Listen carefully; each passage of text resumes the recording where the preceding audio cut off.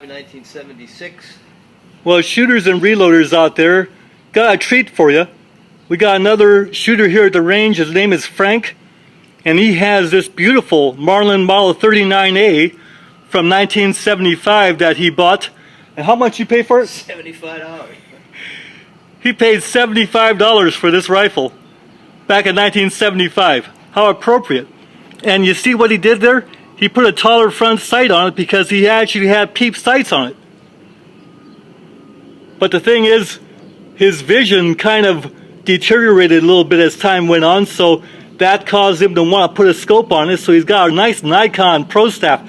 How'd you choose that scope, Frank? I just scouted around. I ruled out loophole because it was too expensive, and the reviews on this scope were really good. And so, Frank, you've taken this out in the field a lot, from what I understand. Oh, yeah. And you've taken good care of it, even though it's been on horseback and all that kind of thing. Horseback and Jeep in a scabbard, leather scabbard. And I refinished the stock about 3-4 years ago. Did a linseed oil rub on it, steamed out all the dents and nicks and what have you. So it came out pretty good. And the metal is almost like it's brand new. Yeah, I polished it. Yep. How many rounds would you guess you've put through this thing? Thousands. Lots.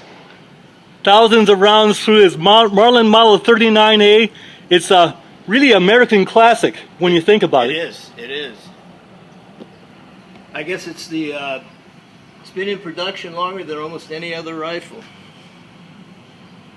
Now, it came with the sling swivels, right? No, I put those on. Ah. Was that hard to do? No, not at all. Just drill a hole and just mount it. Now, what about this front one? Same thing. It just goes over the tube. So I used a drift to knock out the holder in the front and just slipped it over it. Great. So here's the other side of it. That takedown's a nice feature, isn't it? Do you use that very often? Oh yeah, so fast. Just put a quarter in there and turn it and take it down. Now, why do you suppose it's so hard for us to find one of these now? I have no idea. I haven't seen that many. I've seen some on the market. They're expensive now. I haven't seen any in shops, but if you go on the internet and look around, you'll find them. But this one is in really good shape. And everywhere I look on the internet, they say if you find one, buy it. Have you ever had any problems with that ejector in there? None.